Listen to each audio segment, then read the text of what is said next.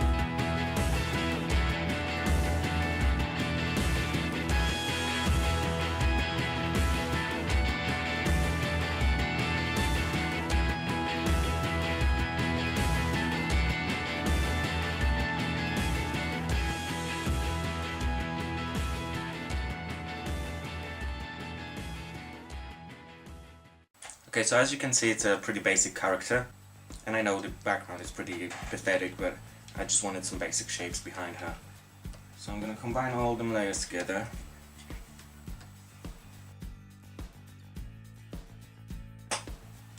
And I've already done these, so that's cool. Now I'm going to duplicate every single one of them. Not this one. I'm going to leave this one. I'm going to start with the background. You usually want to start with the background. I'm going to select all that. Move it a little bit to the right. I'm going to tap the arrow key 20 times. 19, 20. Okay, I'm going to do the same thing with this layer, only I'm going to tap arrow key 15 times. 15. Okay, and now her hair. Select, and this time I'm going to stretch it a little bit first, just a little bit, and now tap 2 times to the left. I'm going to leave the body the way it is. We're not going to edit it, and I'm going to tell you later why. And now her hand. I'm also going to stretch it just a little bit more. That should be enough. and I'm gonna move it so it's even in this place here. That's great. Maybe I'm gonna stretch it a little bit more.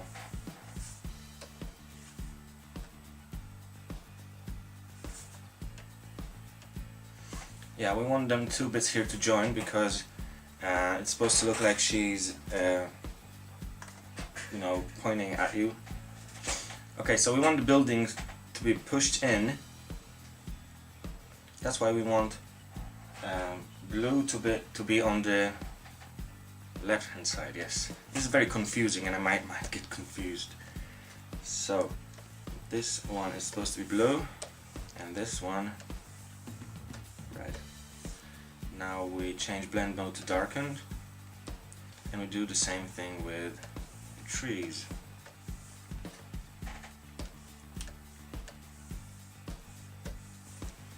Blend mode darkened. Yeah, and the same thing with her hair, I think. Yeah, it's okay.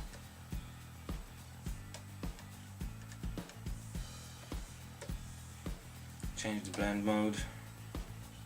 Oh no, it's the other way around because blue needs to be on the left. Yeah, okay. You see what I'm doing. We're gonna leave the body the way it is because since everything behind is pushed in and her hand will be pulled out, we don't need to do anything with the body, and it's still gonna look like it has a 3D effect on it, even though it hasn't. Okay, and with the hand, red needs to be on the left hand side because we want it to pop out. So this one's supposed to be red, and this one is blue. Blend mode, darken. There we go. I wish this was that easy, but it creates a little problem. Without the glasses it looks fine, but if you put the glasses on and you look through only one lens, you will see that it leaves like a white shadow behind each object. So for example, now I'm looking through the blue lens and I see that around the trees there's like a white shadow behind them. And I know this shadow isn't white, but it kind of looks like it is when you look through only one lens. And that's the problem I have. That's why I said at the beginning that this method probably isn't the best, because I don't know how to avoid this problem. I know how to solve it, but not to how to avoid it. And this might be a little bit confusing. I'm gonna turn all the layers off. This layer is fine. It created this little strap on the side, but that doesn't matter. I'm gonna remove it later. So this one is fine. But now when I put the trees back on, there is this white shadow. And the way to remove it, at least my way, is weird. Okay, so I'm gonna begin with the red layer. I'm gonna select everything except the trees. Just like that. I'm gonna invert the layer, the selection I mean. Now I'm gonna switch to the blue layer. Press shift and hold shift key. Select everything again, including this little bit here, and invert the selection again. Now I want to put the background building layers on. Copy everything I've selected and paste it. Wait a second, I was editing the red one, so I need to do it with the red layer, sorry. Copy and paste it here. Like this. It looks weird, I know. Now we want to make sure that none of them layers is darkened. It'll just turn the blend mode back to normal. And now combine them. There we go. Okay, so now we're gonna do the same thing with the blue layer. Let's select everything, including this bit here. Now let's invert the selection. Switch to red. Select everything in the middle again. I think I've done it right. And invert the selection again. Okay, now let's go to the blue layer. Let's copy all of that.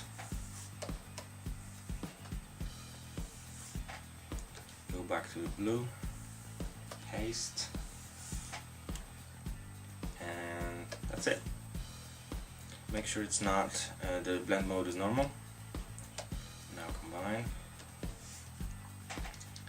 And this should work. So now if I put all the layers back on, oh, I need to put the darken blend mode again. And back on. And there we go. This should work. This should give us a nice 3D effect. So now we need to do the same thing with her hair. So the same process. Magic wand tool, auto select everything, invert, switch to red, shift and select, invert again. Now we need to put back on both of the background layers and select them. Control key, boom, copy, don't need them anymore, and paste. Yeah. Make sure all the blend modes are normal. Select and combine. Okay, the same thing with red layer.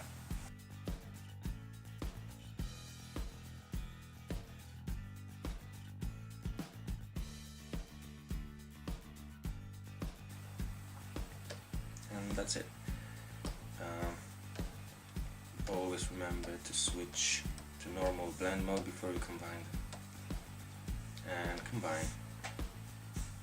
Now if I put everything back on, oh yeah, this one needs to be the darken blend mode. Oh, we can put the body back on, and now you should see a pretty decent 3D effect. So one last time, and I hope I won't get confused. Select, invert, switch, select again,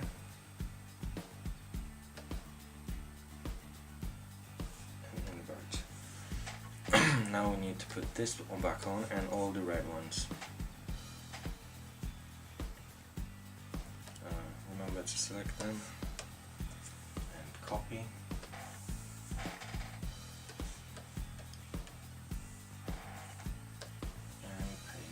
And I know I can use the shortcuts, but I'm not used to it, so I'm just going to do it like that. Yeah, so that is ready. This one's darken. We don't want that. Normal. And that needs to be normal too. Okay, now we're gonna combine all the layers, and we need to do the same thing with the blue.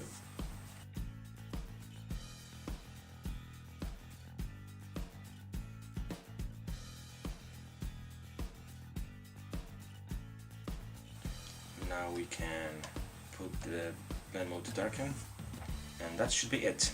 Now if we put all the layers back on, this should give us a nice 3D effect. Oh, and the hair though. Yeah, so that's pretty much it. I know it's a little bit complicated and convoluted, but it works. Like I said at the beginning, it's probably not the best tutorial on YouTube. It might be even the worst, but it works. So oh yeah, and you get little bugs here and there. So for example, if I look through my red lens, there's a little white spot over here, and to fix that I just need to manually draw over it. So if I look through my red lens, that means I need to fix the blue layer on her hair. So I'm gonna use the eyedropper to select this color and fill it out. Simply as that. Let's go to fill that up.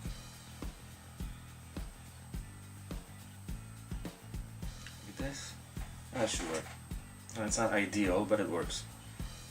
Oh yeah, and around her arm. So now if I look through my blue lens, I see that there's a little white areas here. So I'm gonna select her red layer on her arm.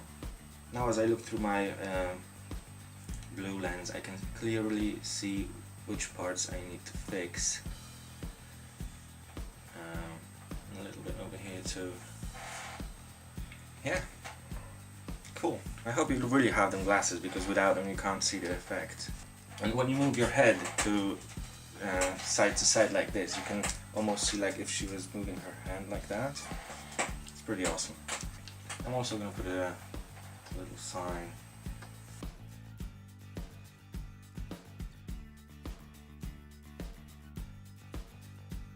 Boom, that's it.